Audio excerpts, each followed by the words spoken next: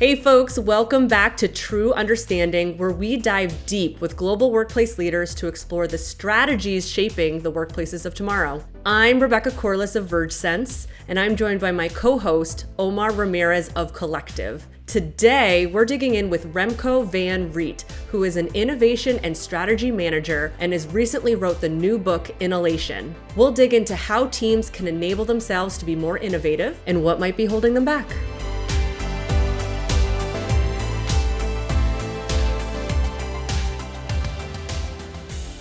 Well, Remco, very excited to have you on the show today. For our listeners, we have the opportunity to talk to Remco in 2 different episodes. And this episode is a chance to really dig in on not only your experience with ING, but really dig in about your book, Innolation, and hear about some of those principles and how they apply to workplace and beyond. And so, Remco, to kick things off, can you give us a little bit of an overview on your background and then give us the quick pitch on the book and your motivation to create it? Definitely. First of all, thank you for having me, Rebecca and Omar. I would say my writing journey has started already quite a long time ago. I think I've been gathering a lot of material for the past 10 years. Been working as an innovation manager, or let's say within the field of innovation for the past 10 years. But I would say for me, innovation is not really a method. It's all about the mindset, because it's people who make sure that change is happening. And I think over all these years, gathered a lot of insights, material, took notes, not only on business level, also on a personal level. And I thought it's time to bring it together. So in February, I was contemplating what am I going to do with these 500 pages of material. And then first of all, I thought I'll work it out for myself. But then if I do that, it's even nicer to give back to the world and make a story out of it that everyone can experience a little bit of the inhalation aspect. That's very cool. You do all this writing already. Why not make sure everyone can benefit from these principles and ideas and take that forward? And so what is the 30 seconds on the book and the practice? And that will be really helpful to tee up this conversation. Definitely. So inhalation is a word I made up myself. Do not really recall when it popped up in my head, but I think that's the beauty of it. So it stands for innovation plus revelation. Well, innovation is all about experimenting with new ideas, and I would say a revelation is some sort of an enlightened surprise, right? So my take on the book is, as long as you keep experimenting in life will be full of surprises. And I think that's what we all love about life, right? We like to be surprised, and we like it when we do new things in life, whether it's in work, whether it's in our personal life. And I think that's how I set up the book as a guide in which you start to enjoy the process and not only the results. Yeah, I think the interesting thing to me, Remco, Rebecca and I were discussing this yesterday, actually, on the organizational shift side of what's happening in workplace and how our orgs are shifting. Yeah, we think your book kind of tied perfectly into this. We were discussing those organizational shifts we see happening across workplace orgs and structures and at a team level. But what's the impact of those kinds of changes on an individual or on the individual, and how do they deal with that? Yeah, for sure. I would say in general, change is inevitable. And you're speaking of change that you can sort of control. I would say there's 2 types of randomness. There's randomness in which I say very spontaneous to you, let's go out for dinner. I would say that's some sort of change or something which includes spontaneity. But there's also randomness in life, like the pandemic. We have no control over, but we only have control how to deal with that situation.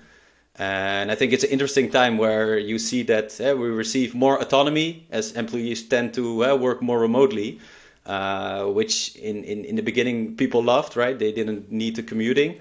But afterwards, you now see the change where people are talking about work-life balance, but can there actually be a balance? You bring work to home to work. You have to manage all your different kind of roles as a person. So it also brings in a lot of stress. And I think that's where we are still trying to figure out how can everyone find their own balance in this new world. Yeah, I think the interesting thing to me about autonomy is that a lot of people, at least in my observation from I've always been one of those nerds, which is why I loved reading the advanced portions of your book. Is I love nonfiction self-help quote unquote books and things of self-improvement books. My wife always kind of jokes with me about this, but I think there's a lot of pressure to put on people when you give that flexibility to kind of improve and figure out ways of working. And if you're not given those tools, that can be a lot of pressure. And especially at the team level, that pressure kind of builds up, and there's a lot of change management that kind of has to happen there. And that can be difficult, I think. Yeah, definitely. You give autonomy, which is great. Like some people really thrive in an environment in which it's all about freedom. If we look at leadership styles, let's say the X leadership, which is really very controlled, where the manager decides what to do, and you have the more modern leadership style, which is I leadership, and I think it matches very well with this remote working. But on the other hand, it means also the burden is on you, right? You have to get things done. You have to organize your life, not only your job, right? And how are you going to do this in optimal way? And you see people are sort of struggling with that. And I think it's one of the large reasons people in general have a bigger chance of getting a burnout than ever before in history. Yeah, and do you, in that same thread, do you think that disjointing of the kind of like we like used to have like, like the very strict like 9 to 5 kind of mentality. And like, I think that's something when I was thinking about this, we were talking about it, the role of people who kind of thrive in that environment, like, your typical like when I started working in facilities management and things of that nature, those roles were very rote. And I think that disruption of like the normalcy of the day-to-day or the day-to-day process can be difficult. How do you think those individuals and those teams are like adapting to this change or can adapt to that change? I think very important for I would say a manager or a leader in this time is identifying the different needs for the people in his or her team, right? Because it's not a one size fits all. There's no one size fit all solution, right? There's people who are more productive in the morning. There's people more productive in the afternoon. This is already known, of course, for decades. But we still work with the assumption that everyone is sort of working in the same style. So I would say first start by identifying what are the needs of every individual in your team. And at the same time, I would say employees need to become more vulnerable in stating what they need to be productive. And that might be they want to hit the gym at 2 p.m, right? Because they get rejuvenated for the second half of the day, right? And this is where something new is happening, that as an employee you have to share more about your personal life, maybe with your manager, and previously it was just like I'll always go to the gym after work, and this is where everything is coming together, and it's such an unprecedented pace that we're still trying to evolve and find the right way. And I think that's actually really a great insight, in that we are optimizing not just and getting to know and being more vulnerable and like letting people in our work life know more about our internal like individual life, as opposed to like what used to be kind of like this like small curtain between like your personal life and your work life. And like I feel like the pandemic really stripped that away very quickly, with all the children running in the background at the beginning of the pandemic and all of that. But like I feel like if you are able to coordinate based on people's real lives, then you're just getting a more honest version of that coordination and that change management. I think you're right, like Remco, like leaders need to understand how to do that. And like, yes, like the team comes before the individual in many aspects, but we also need to understand and be empathetic to those individuals. And I think that's like a great little insight. Yeah. And maybe to touch upon that, like in my book, I have a subchapter. It's called Competition versus Cooperation. And I make the statement that in general, let's say within your family, you think in cooperation, right? So you're like, oh, hey, my brother, I want to make sure he can be achieved the best as he can be, right? But do I think similar for my employee who might also be my competitor for making promotion? And I think by showing more of your personal side, also in work context, we can sort of start to think more in cooperation instead of seeing work as competition and only a family life in cooperation. So I think this is also like where the balance shift comes in. If we have more personal connection with people, we have more empathy, we are working towards a similar goal instead of fighting our own rat race.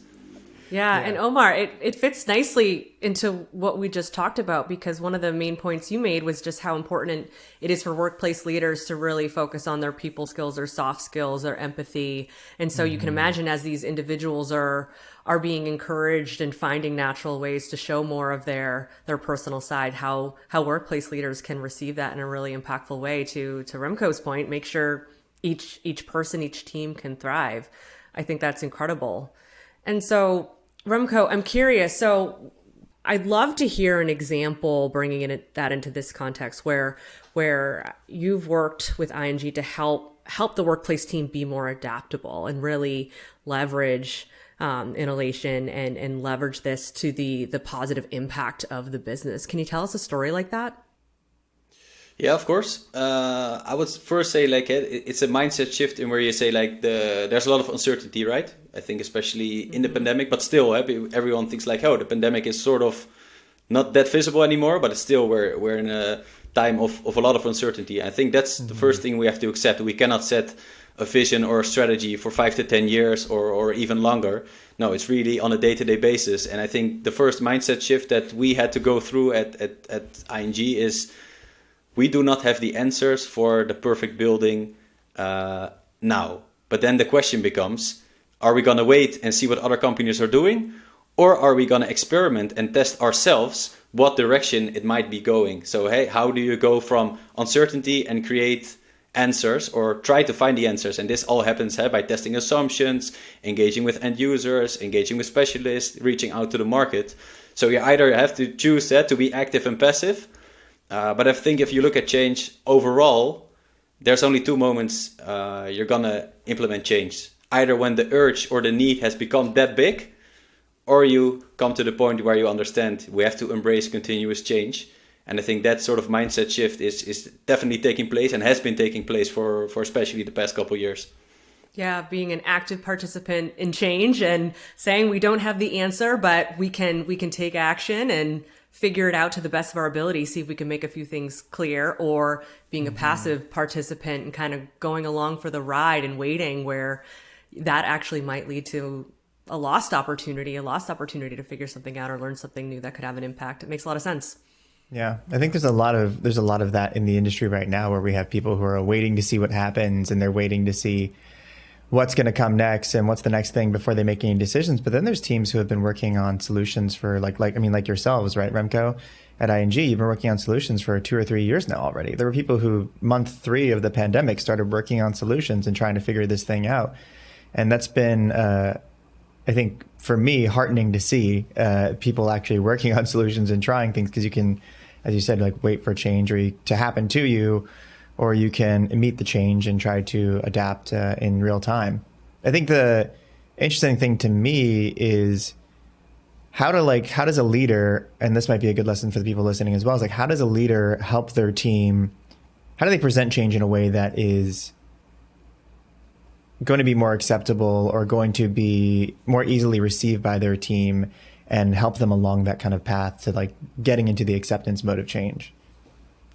So I would say design together with your team a common vision which you can build towards, and then allow people to bring in their expertise, right? Because every person in the team has their expertise to bring to the table, to make sure you can organize and structure that around it. So have the common vision in place. And I'd say it's nothing new here, but I think the acceptance of what we're saying here today might be false in 2 months or in 4 months is something different, right? It's not like you're doing something now and in half a year you should say like, oh, what we did back then was false, so we did it wrong. No, it's like we did it the best we could at that specific point in time. Mm-hmm. Now we have more information, and we're going to take new decisions based on the information we have today.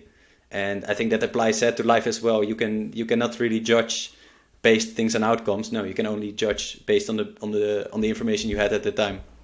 Yeah, I think the point you make about bringing people's expertises together is really important for innovation too, right? We talk about that a lot, is like you're getting ideas from everybody in the room, and that makes it easier to adapt to change, because we all have our own little like specialties within workplace. And, you know, you might great ideas can truly come from anywhere. I know that's like a kind of a ism in the innovation community, but they really can, you know, like we all are experts at different things. We all specialize in different things within workplace over time. And having everyone's voice in the room creates a better holistic outcome, especially when we're trying to do these things like dynamically understanding when people are going to be office, when those peaks and valleys are, when do people want to come in, but when are they actually coming in? Like, these are complex problems that require more than one person solving them. There's not some great idea person just coming down and like one person solving the problem alone. That's a false, I think, innovation thing that people think about a lot. Is like the one person comes with the idea. It's like that's not really how it works. Never. You need the group. You need group working together always. Yeah, yeah, yeah. And I would say you have, of course, always some people taking the lead, but I would say every business leader always thinks like, hey, if innovation can come from these teams, why don't they come from other teams, right? And how can I translate the success that everyone can contribute in change? I think we already discussed like one of the assumptions, right? We have to accept that we have to fail to move on and to learn.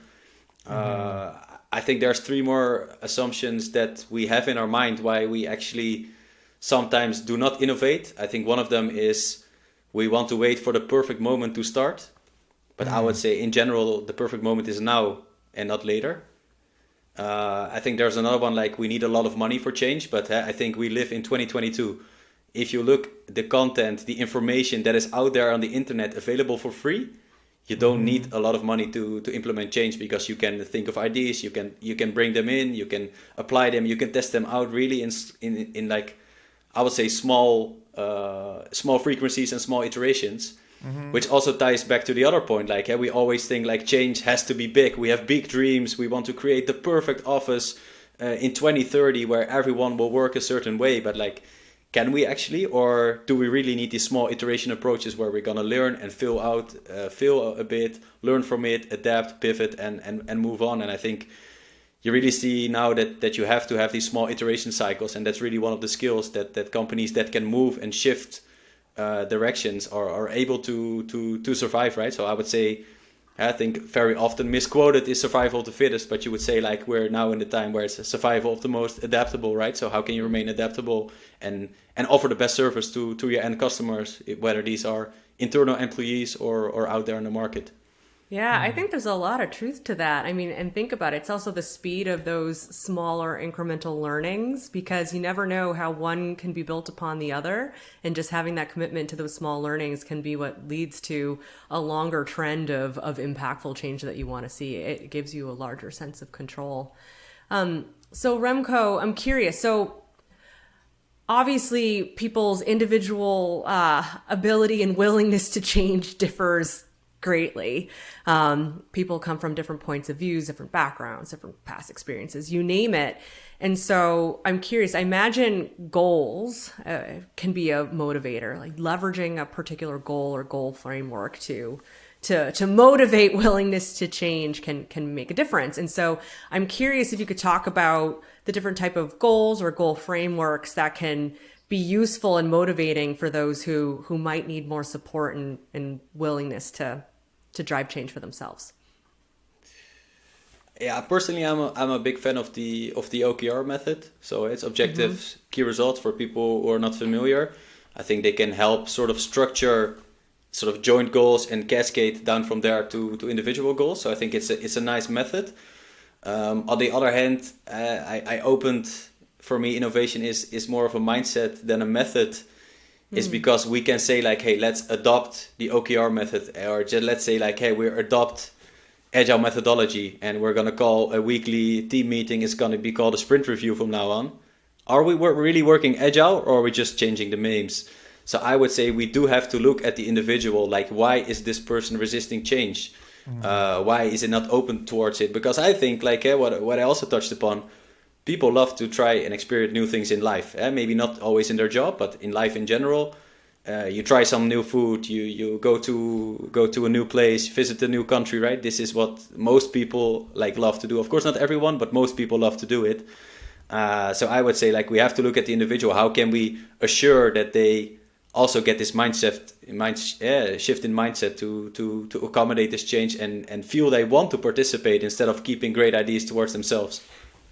So it might not necessarily be a goal. Maybe it's a goal, like an OKR, but it also could be a desired outcome for the individual, something to look forward to, an experience, a personal gain that can be made clear for the individual as a way to motivate that progress. Yeah. Personally, I've given like many innovation workshops in my life with like large teams, multiple individuals there, sometimes 30 to 40 people. And almost everyone during those sessions can contribute to change. and they have very diverse roles. They might be in procurement, they might be in legal, not really the typical innovation jobs you would say.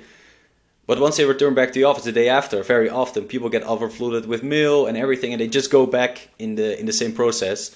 And that's why I think originally Google came up with the great idea that people get to work 1 day a week on different kind of projects, right? So how can we make sure that the innovation becomes a part of everyone's responsibility instead of like, hey, we have a separate innovation team.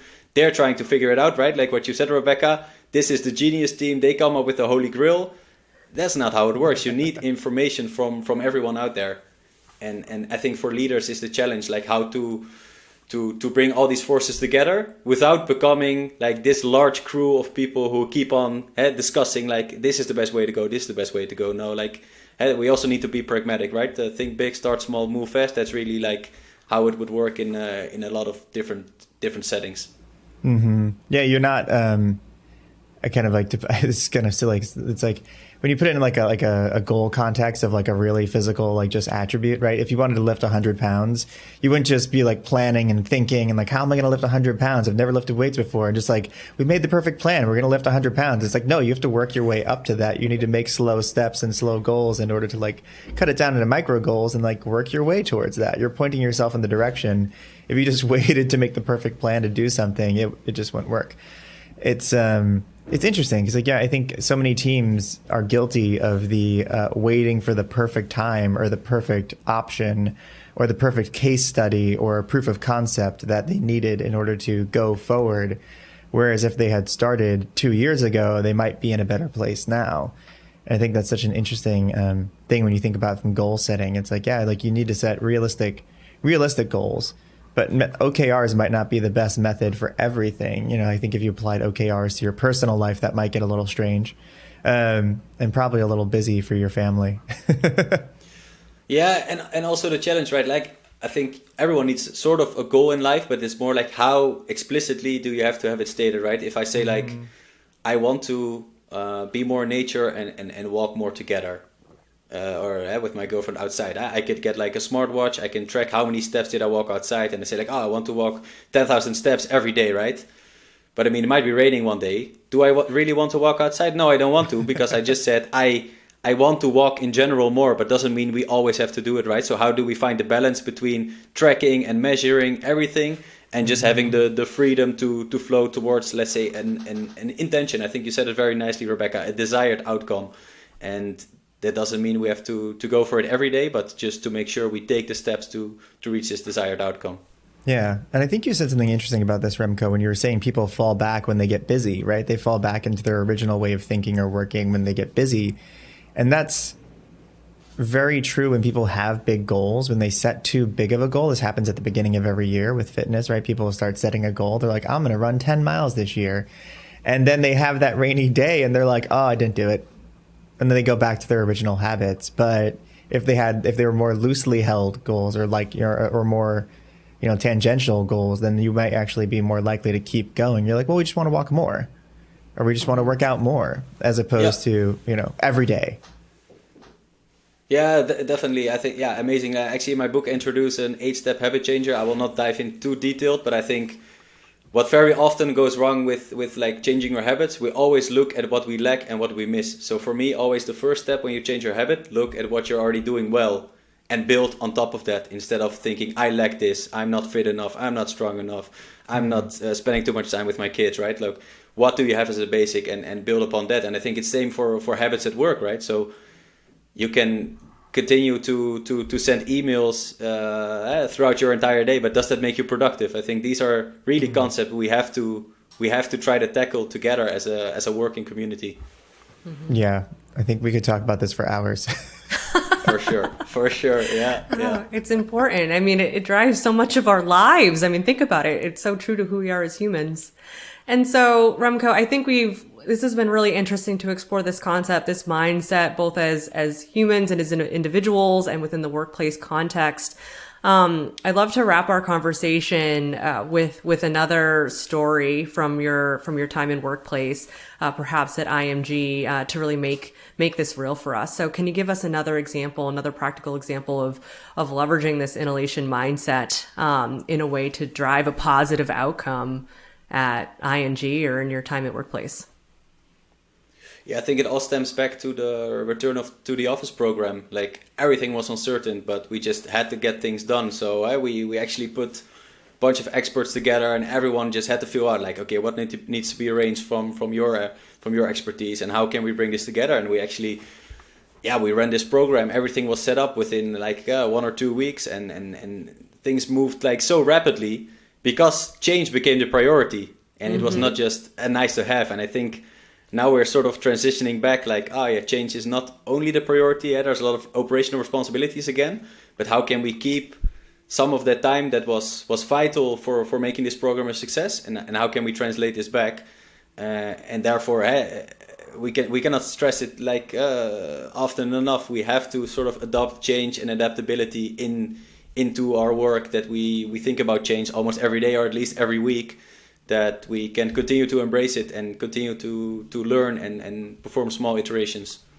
Yeah, bring that change into the daily processes, just set that intention to make sure there's space for conversation, for discussion about it. It's that constant expectation of it in order to make sure you're always addressing it.